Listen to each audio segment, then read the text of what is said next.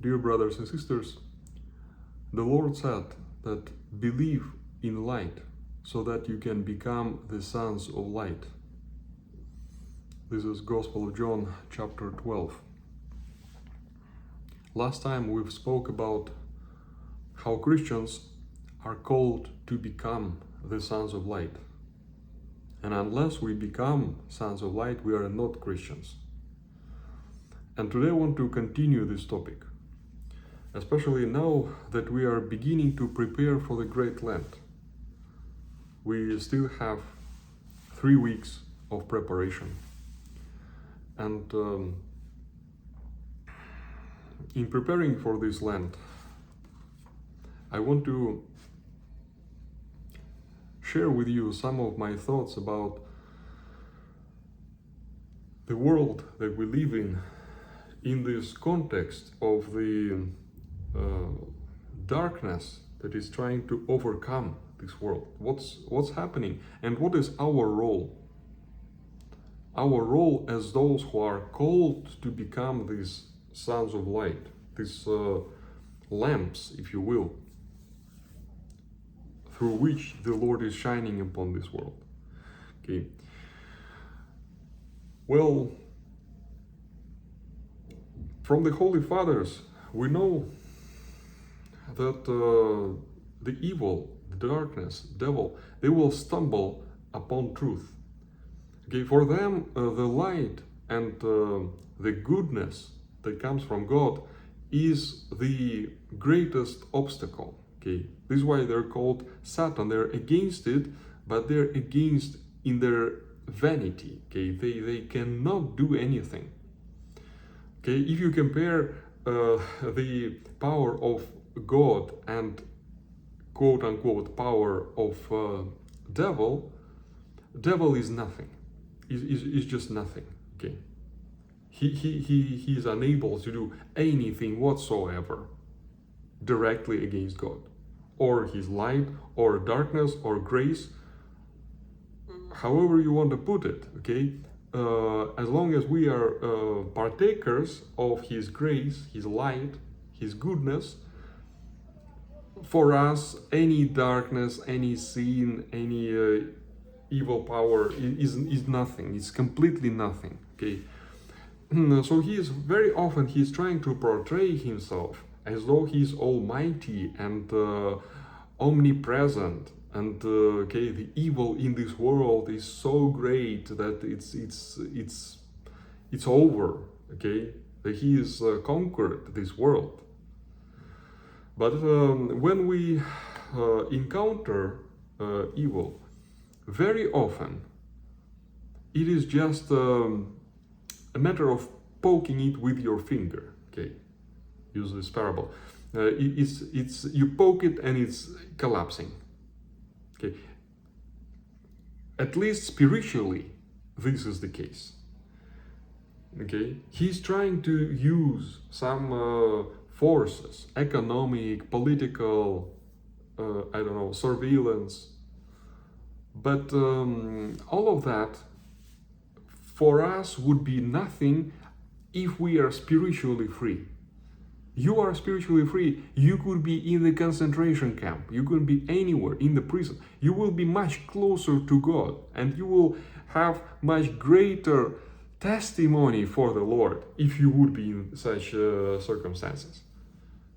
Okay, so for him that will be a loss. Okay, he will be conquered, even though it seems to be that he has the prison, he has the guards, he has all the control over you. He has nothing.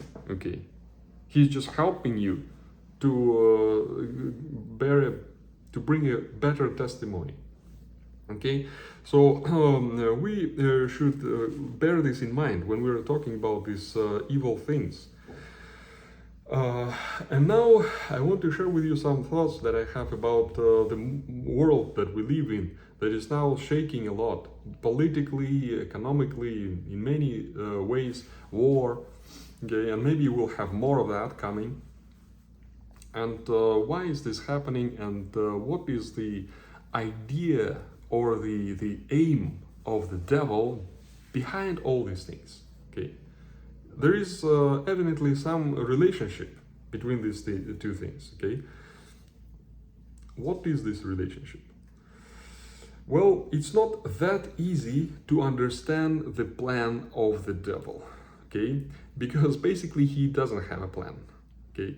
Devil himself, he is very self-contradictory, okay? And this is why he fails. He fails for so long. You know, now it's 2,000 years that have passed after the Lord's resurrection, ascension, and he's been losing all these 2,000 years, big time. Okay, he is until now unable to bring his Antichrist to rule all the world and to bring all the nations under his spiritual leadership. Well, why is this so? If you think about it, all his ideas are self-contradictory, all his plans. For example, I just bring you some examples from real life. On the one hand, he wants people to be rich, so that they can be indulging in all kinds of pleasures, mammon, materialism, etc. On the other hand, he wants people to be poor, so that they are more dependent, more controllable, okay, afraid of everything. So he doesn't know. Here, maybe rich, or maybe poor, or maybe whatever. He wants them to be fat with all kinds of things, or he wants them to be hungry, etc.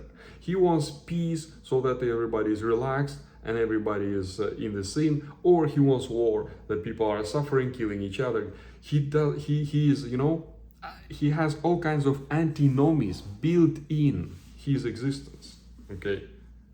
His existence itself is an antinomy. This is a theological issue, that he has to give thanks for the Lord for his existence, because his existence is due to the creating power of God and his mercy. But at the same time, he hates God and he tries to run away and he tries to overthrow his dominion over this world. So he is self-contradictory in his very existence. You could even think about what is his final goal. Okay, his final goal is what? Suffering in Gehenna, because that's the final outcome of everything he does. Okay.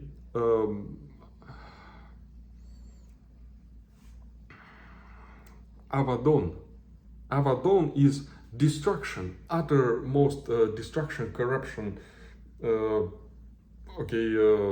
vanity, okay, and that's his goal. How can that be goal? Just think about it.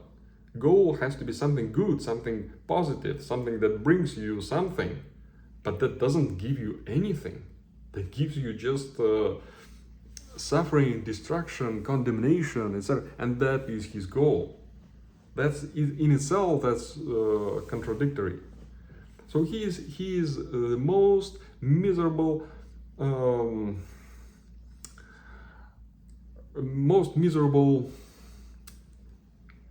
existence, most miserable thing in this world.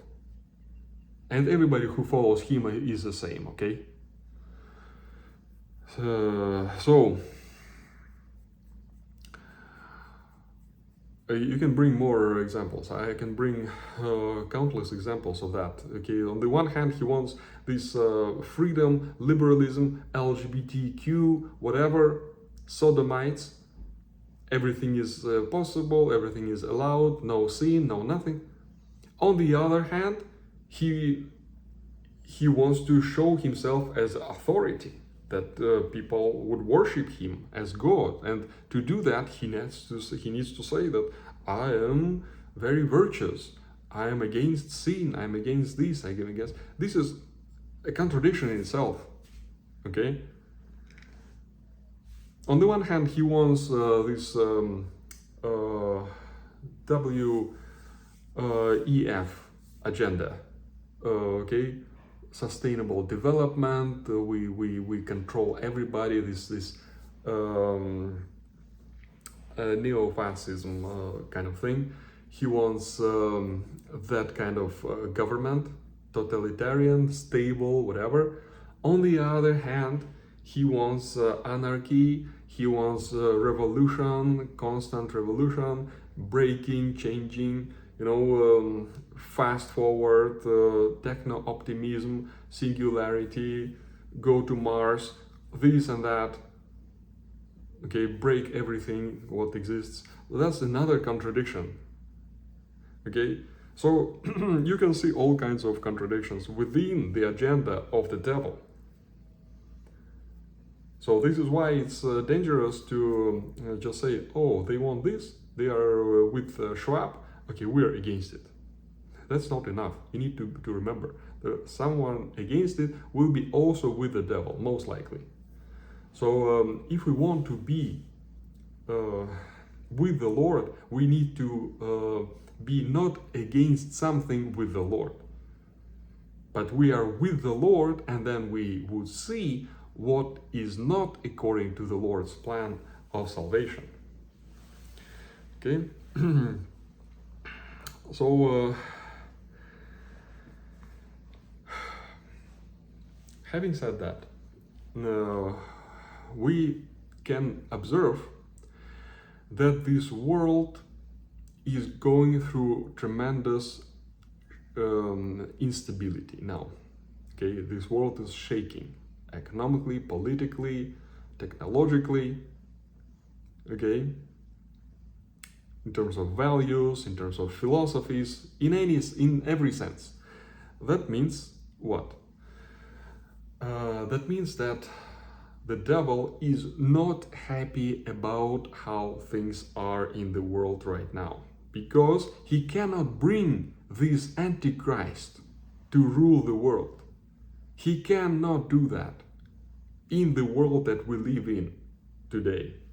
Despite all the bad things we have in this world, despite the apostasy that we have in this world, this apostasy is not big enough, and it's not total enough for him to be able to rule this world.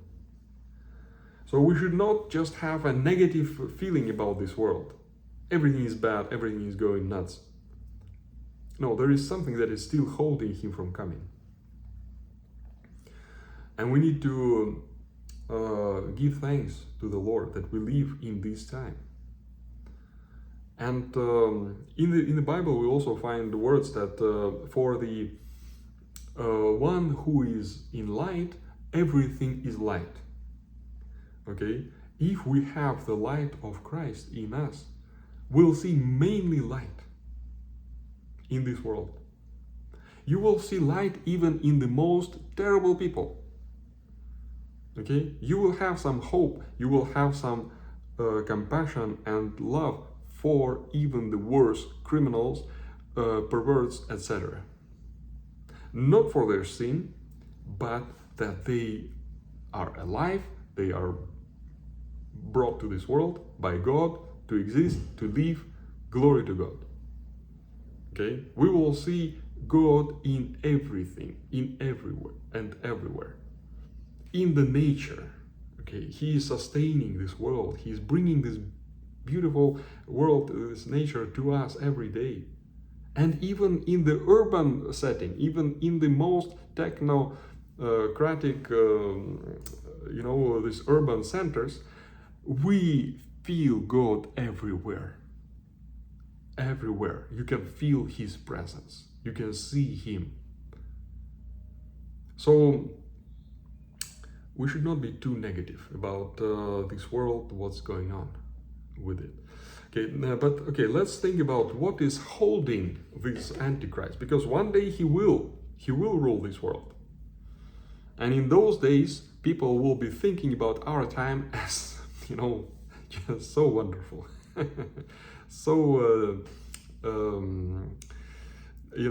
godly. What is holding him yet from coming is the righteousness, the truth. Okay, it's tzedakah. that we read in the Bible, and we see that the whole New Testament, the whole sermon of Christ, the whole message of Christ is all about this righteousness or truth. It's translated differently because we cannot use modern English to completely convey this concept in one word.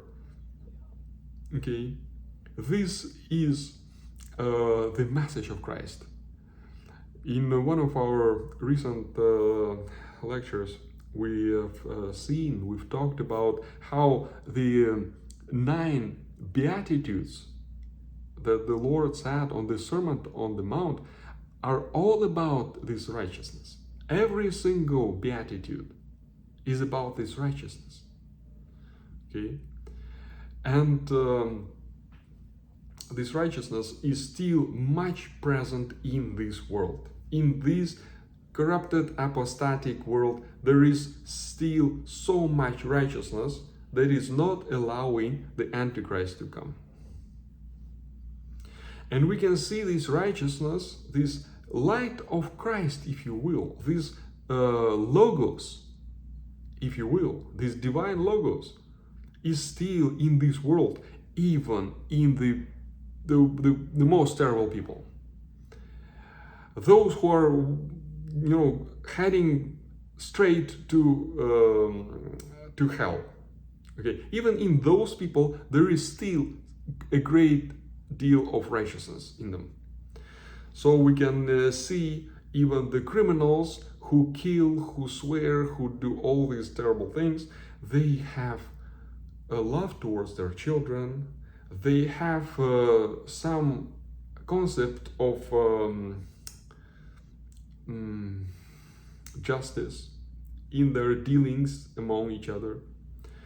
They have feeling of shame. For example, they don't walk naked in the street. Okay, even the most corrupted people, they don't walk naked in the street because they feel that it's bad.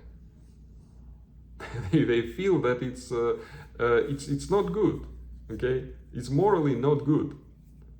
Okay, they do dirty things in the darkness, but when they walk out to this world, they have to, not just they have to, they feel that they're supposed to behave in a certain way. And that feeling is coming from that righteousness that the Lord has implanted in the hearts of every man. So even the Gentiles, Apostle Paul tells us, even the Gentiles, they don't know the law of God, but they behave according to this law very often. Not always. They make many mistakes. But still, very often, they behave in the way of this righteousness, which comes only from God, from nowhere else. And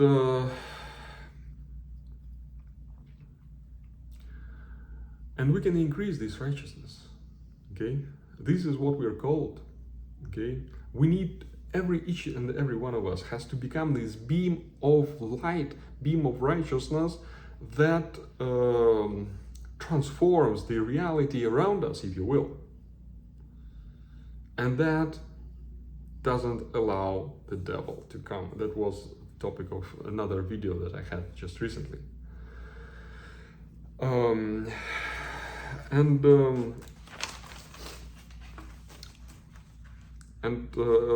we need to not put too much hope in this world. Okay, we should learn to disassociate ourselves from this corrupted world that is going to destruction, this going to apostasy, because the world is trying to put everybody into one narrative.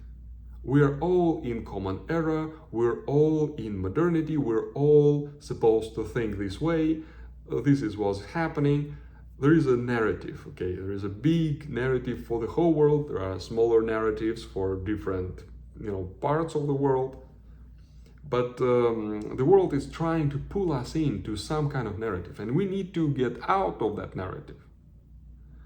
And to see that the narrative begins from every one of us, the narrative of Christ. And this is what matters. And it matters much more than what Trump is doing, what Putin is doing, what Xi Jinping is doing. That matters much more, okay? What every one of us is doing in terms of spiritual life, in terms of ministry, okay? And being able to detach ourselves from that narrative helps us a lot to build our plans with the help of God. Short-term plans, long-term spiritual plans, okay?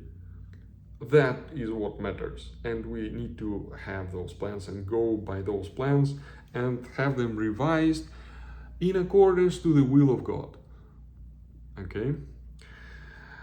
And so we can speak about things that are happening from this positive way that I have just spoken, and we can speak about it from the negative way. Okay? We should not get into any extreme. From the negative way, I can tell you, just yesterday I went to some shopping mall. I need to buy some things. And in that shopping mall, it's huge. It's just huge. There are people who are walking there like every day and spending there a lot of time because it's just very big. And there is not even a single bookstore. So we're talking about reading the gospel.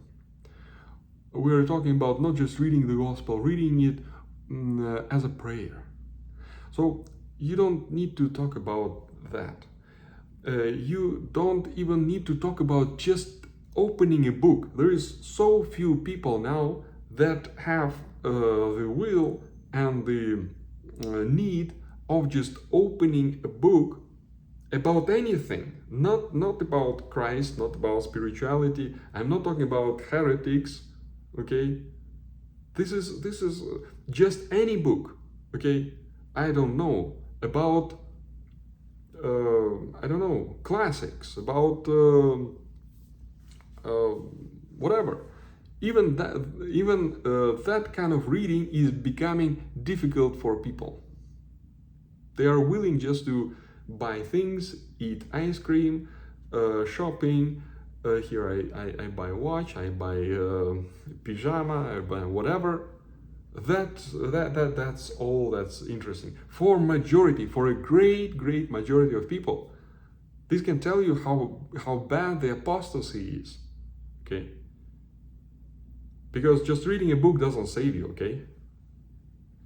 And even reading the Bible doesn't save you. You could be a heretic. And even if you're Orthodox, you're reading the Bible, but you're not putting any effort into spiritual life, it doesn't save you. So you can see how far majority of people is from salvation. So at the same time, this brings us to see how sad the situation is. But at the same time, on our individual level, this also helps us because it makes this more clear to us. What should we do? Okay, that we should know, and what we should not do. We should not become like that. And there is a path that we have to walk, spiritual path, prayer. Okay, we put at least some time of our life into prayer. This is of great meaning for our salvation and for the Lord. Okay, we put at least a little bit of effort into fasting. This already has great meaning because the whole world doesn't. And it's evident that it's going to destruction. So let us not make it too complicated. Okay, what is the will of God? What is does the Lord want from me? Let us not make it too complicated. Okay, as long as we can find this path of spiritual life, taking up our cross, not slipping into some heresy or some delusion or some, spiritual dormancy. Okay, vigilance, spiritual life, prayer, testimony. Okay, craving for the Word of God. This is what the Lord is waiting from me, and this is what matters. And everything else is great, economics, whatever. It's not important.